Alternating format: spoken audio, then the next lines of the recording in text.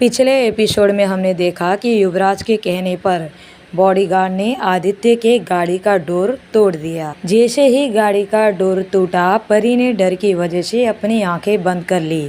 Car का door टूटकर उस बॉडीगार्ड ने दूर फेंक दिया। युवराज ने परी का हाथ पकड़कर उसे जल्दी से बाहर निकाला। उसने उसे ऊपर से नीचे तक घूरकर देखा। ये लड़की सच में इसके साथ थी। ये सोच कर ही युवराज का सर फटा जा रहा था और वहीं परी युवराज को देखकर काफ़ी खुश थी, लेकिन युवराज उसके उलट उसको वहां देखकर काफ़ी गुस्से में था।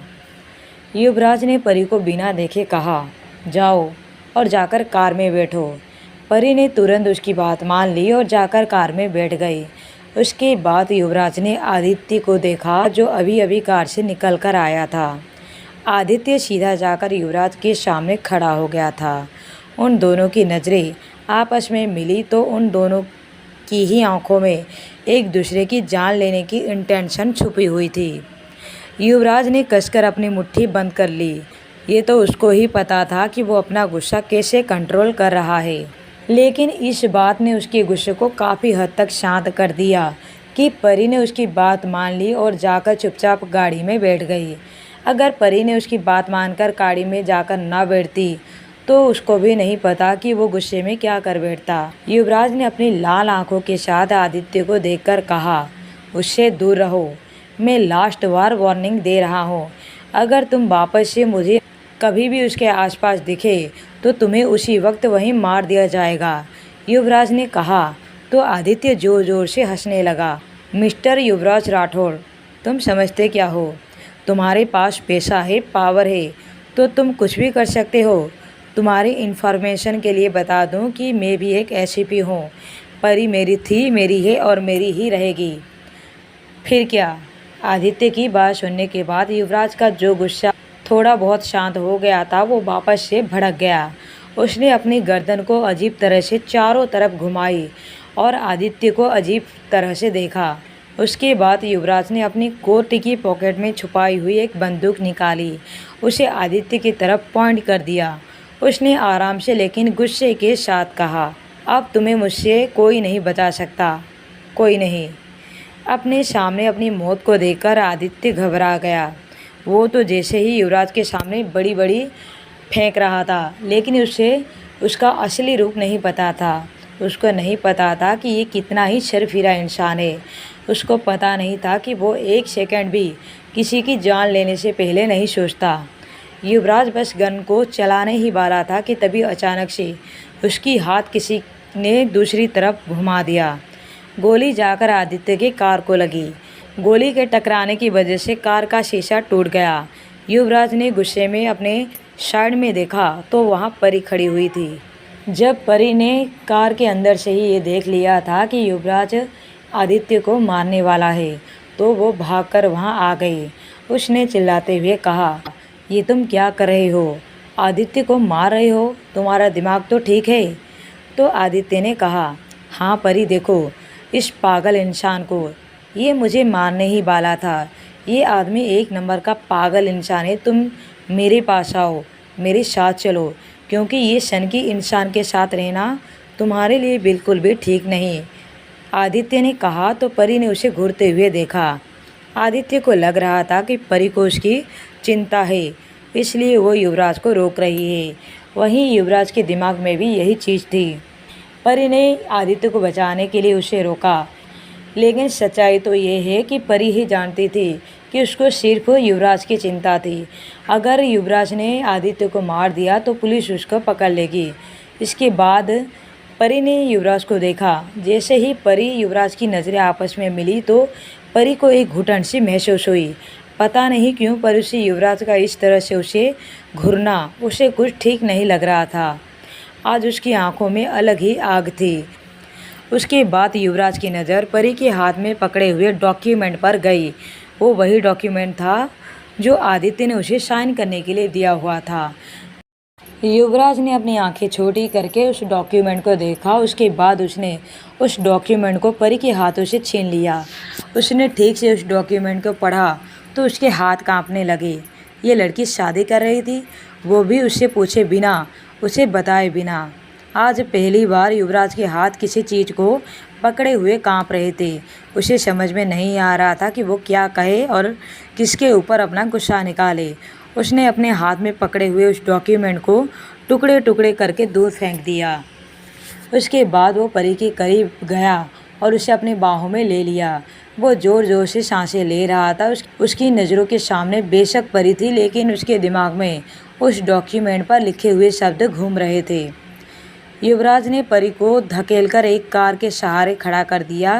परी को कुछ समझ में नहीं आ रहा था कि आखिर युवराज को इतना गुस्सा क्यों आ रहा है। वो उसकी आंखों में लावे को देख रही थी, महसूस कर सकती थी। इससे पहले कि वो कुछ और बोल पाती, युवराज ने नीचे झुका और उसके होठों पर अपने होठ रख दिए। उसके बाद वो उसे बुरी तरह से किस करने लगा। युवराज की आंखें बंद हो गई। उसने पूरा जोर परी को किस करने में लगा दिया। ऐसा लग रहा था जैसे वो इस किस के जरिए अपना गुस्सा निकाल रहा हो। परी की आंखें खुली की खुली रह गई। पता नहीं क्यों, पर उसने युवराज को खुद से दूर नहीं किया। उसने तिरछी नज़रों से आदित्य को देखा, जो उनकी ओर हैरानी से देख रहा था। आदित्य की मुट्ठी अचानक से बंद हो गई। उसको यकीन नहीं हो रहा था कि परी, जिससे वो इतना प्यार करता है, वो उसके सामने किसी और की बाहों में है। आदित्य उनको अलग करने के लिए आगे बढ़ता है तो युवराज के बॉडीगार्ड से उनके बीच में ही उसे रोक लेते हैं। उसके सामने इतने सारे बॉडीगार्ड्स आकर खड़े हो गए थे कि उसको अब परी और युवराज दिखाई नहीं दे रहे थे। काफ़ी देर के बाद युवराज परी से अलग हुआ।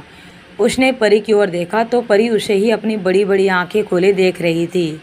युवराज ने उसके खराब हुए बालों को ठीक किया और आराम से कहा, देखो, मेरे साथ चलो, मेरे साथ घर चलो।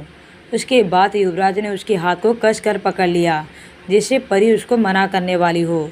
युवराज ने सोच लिया कि अगर परी ने उसे उसके साथ जाने से मना करेगी तो वो उसे उठाकर ले जाएगा।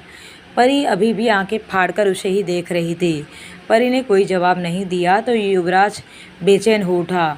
उसने उसकी आंखों में देखते हुए दोबारा से कहा, मैं इस लड़के को कुछ नहीं करूँगा, तुम मेरे साथ चलो। उसकी बात सुनने के बाद परी ने अपनी गर्दन हाँ में हिला दिया। युवराज ने एक चैन की सांस ली और परी को लेकर कार में बैठ गया।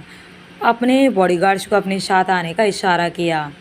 आदित्य वहीं खड़ा रहकर उन सब गाड़ियों को एक एक करके वहां से जाते हुए देखता रहा।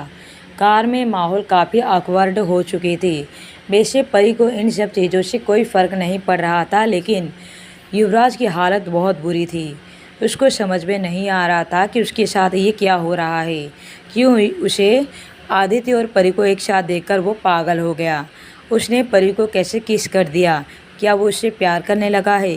क्या ये सच है? ये सोचते हुए उसने अपनी गर्दन पीछे की कार की सीट में सटा दी। उसके बाद उसने परी को देखा, जो नींद के कारण अपनी गर्दन यहाँ वहाँ झुला रही थी। युवराज ने एक हाथ उसके गर्दन पर डाला और उसके सर को अपने कंधे पर रख दिया। एक आरामदायक स्पॉट पाकर परी भी आराम से सो गई। युवराज ने अपनी गर्दन नीचे करके उसे सोते हुए देखा और मन ही मन कहा, मुझे ये लड़की कभी समझ में नहीं आ सकती। अभी ये थोड़ी देर पहले किसी और से शादी करने जा रही थी। मैंने इसकी शादी रोक भी दी, लेकिन इसे कोई फ़र्क नहीं पड़ा। अभी तो ये ऐसे सो रही है मानो ये कुंभकर्ण की नींद लेकर बैठी हो। युवराज का घर वहाँ से काफ़ी दूर था और परी गहरी नींद में सो रही थी। युवराज की आंखों में नींद का एक कतरा भी नहीं था। उसके दिमाग में अभी कुछ देर पहले जो कुछ भी हुआ वो सब घूम रहा था। तभी परी ने अपने हाथ आगे बढ़ाकर नींद में ही उसे कसकर हग कर लिया। उसके इस तरह से छूने से युवराज के पूरे शरीर में करंट सा दौड़ गया। युवराज ने धीरे से परी का हाथ हटाकर साइड में कर दिया, लेकिन परी ने दोबारा से नींद में ही अपना हाथ उसकी कमर पर लपेट लिया। युवराज का मन तो कर रहा था कि वो भी उसे अपनी बाहों में भर ले, लेकिन उसने अपने आप को कंट्रोल में किया। उसे खुद पर ही गुस्सा आ रहा था कि वो कैसे किस लड़की से प्यार कर सकता है। उसके बाद उसने सोई हुई परी की ओर देखा, जो किसी बच्चे की तरह उसे लिपट कर सो रही थी। उसने परी के सिर पर हाथ रखा और प्यार से उसका सिर सहलाया। कुछ ही देर में कार युवराज के विला में पहुंच गई तो युवराज ने परी को अपनी बाहों में उठा लिया और वो उसको लेकर सीधा अपने कमरे में ले गया। उसने उसको इस बार सोफे पर नहीं सुलाया, बल्कि अपने खुद के बेड पर सुला दिया। वो इस बारे में सोच सोच कर परेशान हो रहा था कि कहीं परी उसे छोड़कर भाग न जाए, इसलिए वो अब 1 मिनट के लिए भी उसे खुद से दूर नहीं कर सकता था। परी गहरी नींद में सोई हुई थी। अक्सर उसके साथ ऐसा होता था, जब वो टेंशन में होती या फिर किसी चीज़ के बारे में ज़्यादा सोचती तो वो गहरी नींद में सो जाती थी।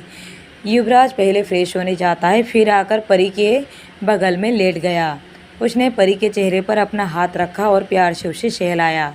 उसके बाद वह अपनी पीठ परी की तरफ करके सो गया, क्योंकि परी को देखते हुए उसे बड़ी अजीब सी बेचैनी हो रही थी। और इधर परी और युवराज के जाने के बाद आदित्य वहीं खड़ा रहा। काफ़ी देर के बाद उसने गहरी सांस ली और चिल्लाते हुए कहा, युवराज राठौड़, जब तक मैं तुम्हें बर्बाद नहीं कर देता तब तक मैं चैन से नहीं बैठूंगा। अगले दिन सुबह जब परी की नींद खुली तो उसने अपने आप को युवराज के बेड पर पाया। उसने आसपास देखा तो वहाँ पर कोई नहीं था।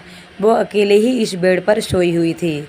उसने अंगड़ाई ली और कल रात के बारे में सोचा कि किस तरह से आदित्य उसको ज़बरदस्ती अपने साथ लेकर गया हुआ था, किस तरह से युवराज एक मसीहा बनकर अचानक से उसके सामने आया और उसे बचा लिया, वरना अभी तक तो वो आदित्य की पत्नी भी बन गई होती।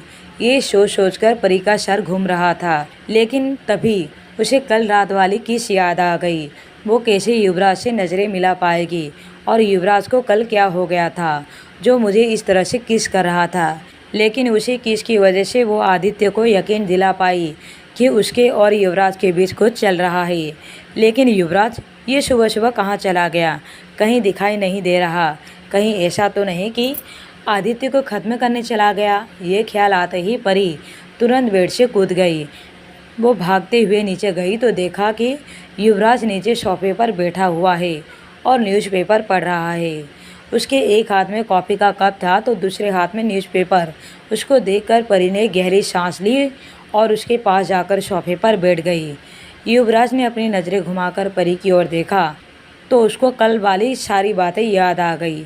वो परी से थोड़ा दूर होकर बैठ गया। परी ने जब उसे इस तरह से बिहेव करते देखा तो उसने अपनी आंखें छोटी छोटी करते हुए कहा, तुम मुझसे दूर क्यों जा रहे हो? युवराज ने कहा, क्योंकि मुझे लड़कियों से एलर्जी है और मुझे ये बिल्कुल भी पसंद नहीं कि लड़कियां मेरे आसपास भी भटके। तो उसकी बात सुनकर परी की अचानक से हंसी छूट गई। ओहो, सच में? तो ये तुम कह रहे हो जिसने कल मुझे किस करने से पहले एक बार भी नहीं सोचा, और वो भी कम से कम 10 से 15 मिनट तक तुमने तो मुझे छोड़ा भी नहीं, और अभी ऐसे कह रहे हो कि लड़कियों से तुम्हें एलर्जी है। तो क्या मैं तुम्हें लड़का दिखाई देती हूँ? परी ने कहा, अरे अरे, अब तुम बातों से मुझसे हार रहे हो तो अब तो मुझे चुप रहने के लिए बोल रहे हो। पता है तुम जैसे लड़कों की प्रॉब्लम क्या है? तुम किसी भी लड़की को अपने से आगे बढ़ते हुए नहीं देख सकते। परी ने मुंह बनाते हुए कहा। युवराज ने अपना सिर हिला दिया, लेकिन वो अब परी से कोई बहस नहीं करना चाहता था, क्योंकि परी से बहस करना मतलब खुद के पैर पर कुल्हाड़ी मारने जैसा है। युवराज को जैसे कोई जवाब देता न देखकर परी और भी ज़्यादा चिढ़ गई। उसने ज़ोर से एक नौकर को आवाज़ लगाते हुए कहा, मुझे कॉफ़ी चाहिए। नौकर उसकी बात सुनकर जैसे ही उसके लिए कॉफ़ी लाने वाला था तो युवराज ने अपनी सख्त आवाज़ में कहा, कॉफ़ी नहीं आएगी। उसकी बात सुनकर नौकर अपनी जगह रुक गया, क्योंकि उसके अंदर युवराज के ऑर्डर को ना मानने की हिम्मत नहीं थी। क्यों कॉफ़ी नहीं आएगी? मुझे कॉफ़ी पीनी है। तुम ऐसा नहीं कर सकते मेरे साथ। मुझे अभी के अभी कॉफ़ी पीनी है। परी ने चिल्लाते हुए कहा, तुम्हें कॉफ़ी पीने की क्या ज़रूरत है? तुम्हारे लिए तो मेरा खून ही काफ़ी है, जिसे तुम हर रोज़ पीती हो। युवराज ने कहा तो परी की आंखें छोटी हो गई। तुम्हारा मतलब क्या है कि मैं एक डायन हूँ जो तुम्हारा रोज़ खून पीती हूँ? परी ने इतना कहा ही था कि युवराज जल्दी से बोला, मेरा ये मतलब तो बिल्कुल भी नहीं था, लेकिन अगर तुम सचमुच अपने आप को डायन कह रही हो तो चलो मैं मान ही लेता हूँ। उसके बाद युवराज ने हल्का सा मुस्कुरा दिया। अपनी इतनी बेइज्जती होने के बाद परी का मुंह गुस्से से फूल गया। उसने चिढ़कर उस नौकर की तरफ देखा और कहा, मुझे अभी की अभी कॉफ़ी चाहिए। लेकिन उस नौकर में इतनी हिम्मत नहीं थी कि वो युवराज की बातें ना माने। उसने लाचार होकर युवराज की तरफ देखा। युवराज ने उसे वहाँ से जाने के लिए कहा तो वो नौकर वहाँ से चला गया। परी को अब युवराज के ऊपर काफ़ी ज़्यादा गुस्सा आ रहा था। तभी युवराज ने कहा, एक तो तुम बिना फ्रेश होकर नीचे आई हो और ऊपर से तुम्हें कॉफ़ी पीना है। परी ने कहा, मैं अब भी कॉफ़ी पीऊँगी क्योंकि मुझे अभी पीनी है। ये मेरी ज़िंदगी है, मैं जो चाहे वो करूँ। तुम्हें इससे कोई लेना देना नहीं होना चाहिए। परी ने कहा तो युवराज ने कहा, ठीक है, जैसी तुम्हारी मर्ज़ी, लेकिन तुम्हें कॉफ़ी तो अभी भी नहीं मिलेगी। इतना कहकर युवराज वहाँ से चला गया। परी ने गुस्से से अपने पैर पटके हुए अपने रूम की तरफ चली गई। वो फ्रेश होकर नीचे आई तो युवराज पहले ही डाइनिंग टेबल पर ब्रेकफास्ट करने के लिए बैठा हुआ था। परी भी जल्दी से चेयर पर बैठ गई। उसने राधा आंटी से कहा, आंटी जल्दी से मुझे कॉफ़ी दो, मेरे लिए ब्रेकफास्ट भी लगा दो, मुझे कॉलेज के लिए लेट हो रहा है। कॉलेज के लिए लेट हो रहा है जैसे युवराज ने परी के मुँह से सुना तो उसके हाथ अपने आप ही ब्रेकफास्ट करते हुए रुक गए। मतलब ये लड़की आज भी कॉलेज जाएगी, युवराज ने मन ही मन कहा और गुस्से से घुरकर परी की ओर देखने लगा।